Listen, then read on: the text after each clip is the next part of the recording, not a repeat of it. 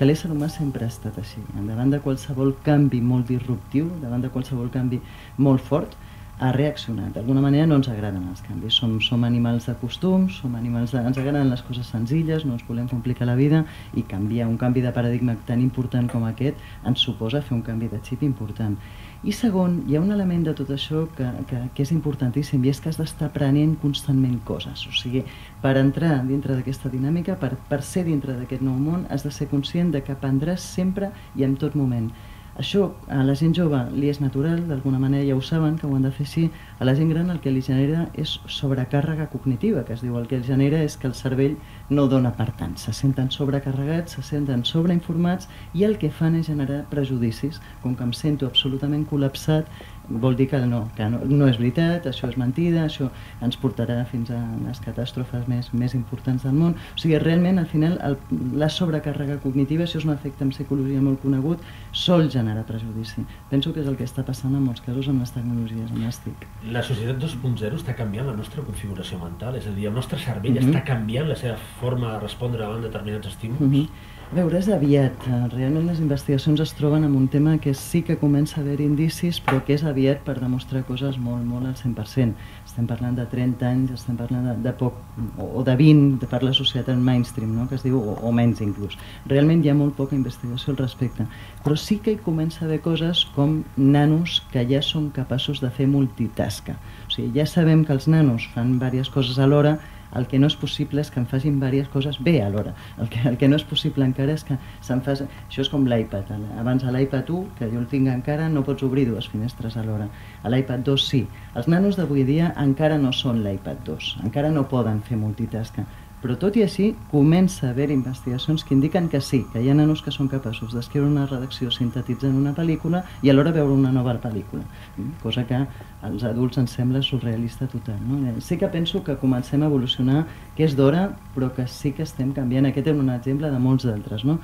Cognitivament, socialment, inclús amb valors, amb identitat, amb qui som, estem canviant profundament gràcies a aquesta vivència en aquest nou món que és internet, i que no deixa de ser el món real, sinó és un nou món que es barreja després amb el món real per fer la nostra realitat diferent. És curiós perquè algú l'altre dia em deia, mira què costa ara portar un nen al cinema i que estigui 2 hores el que dura la pel·lícula veient la pel·lícula. Per què?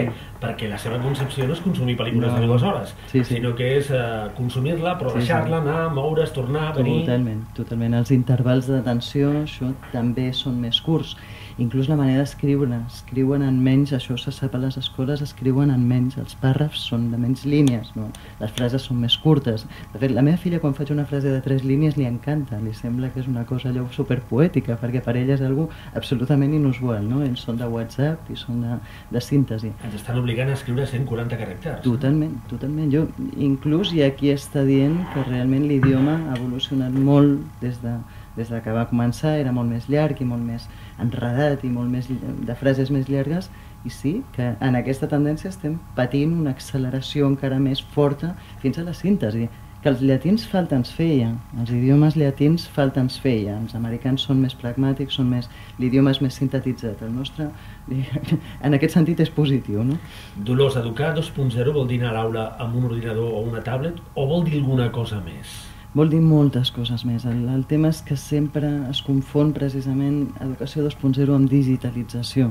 Digitalització, tu pots anar a l'aula amb un tablet, pots anar amb un iPad, i l'únic que estaràs canviant, podries fer servir llibres tradicionals senzillament digitalitzats. Educació 2.0 vol dir aprofitar les possibilitats d'aquest nou món. El que hem comentat a nivell de relacions socials, aquesta societat augmentada, aprendre a navegar-la, aprendre a aprofitar les possibilitats que també t'obre, les possibilitats de tenir una biblioteca de coneixement com és internet universal a les mans. Això obre moltíssimes possibilitats també per l'educació i hauria de fer que la canviéssim també. El tema de la creativitat, del pensament crític. Abans els havies d'ensenyar coses perquè poguessin ser crítics. Avui dia les coses ja estan a la xarxa. Sí que n'has d'ensenyar algunes, però el que has d'ensenyar sobretot són competències, és a filtrar, a sintetitzar, a comunicar, a relacionar-se, realment tenen, el coneixement ja no és la matèria prima de l'educació, sinó que això ho tenen a la xarxa, el que has d'ensenyar és a treballar-hi, a moldejar-ho i a fer que d'això en sorgeixi un món millor, que al final és del que es tracta l'educació, no? De millorar i de ser millors entre tots. Jo sempre explico, hi ha una anècdota molt curiosa que sempre explico, i és que els nens als Estats Units estan fracassant més el sistema escolar que les nenes. I és per una cosa molt senzilla. Les nenes quan arriben a casa parlen, xategen, es truquen per telèfon, segueixen fent el que feien, es relacionen, i es relacionen amb uns entorns que tampoc són massa rics estimularment. Què fan els nanos quan arriben a casa? Juguen amb entorns 3D, amb el World of Warcraft, amb totes aquestes coses, que si música, àudio, vídeo, que si pujo amb un ocell que em conquista 10 universos, moro 10 vegades i ressuscito 10 més. Quan arriben a l'escola, els nens s'avorreixen més. O sigui, si no canviem ja aquest nivell estimular a l'escola, estem fent nens fracassats. O sigui, els hiperactius, aquesta hiperactivitat, aquesta necessitat d'estar immersos en el que fan, costa portar-los al cine i que se centrin, però imagina't ja el que pot costar que escoltin a un professor parlant una hora i mitja, o sigui, és terrorífic. Per tant, hem de captivar els joves a partir d'uns estímuls que ells consumeixin de manera natural. Clar, ells viuen en un entorn multimèdia, ells viuen en un entorn absolutament ric, amb àudios, vídeos, interactiu, etc. No pot ser que l'escola no faci això, més que res perquè és que l'estem perpetuant aquella idea de la que ja partien, que era un lloc avorrit, difícil, passen el tràmit quan van a escola, jo penso, moltes vegades. Dolors, molts pares observen coses que fan els seus fills que no entenen. Sí, normal. Què hem de fer? Intentar aproximar-nos a la capacitat per entendre, deixar-los fer, confiar en ells?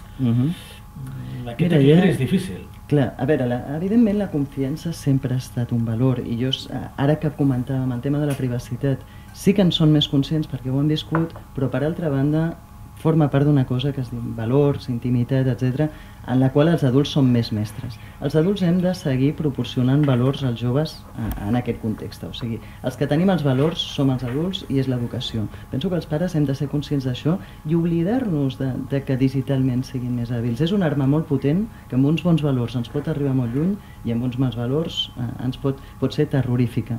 És tasca dels pares seguir fent el que han fet sempre, valors. Alhora, si es posen al dia, molt millor, estaran ja no entenent els seus fills, s'estaran adaptant a la societat xarxa en la que vivim. Com hauria de ser l'escola 2.0?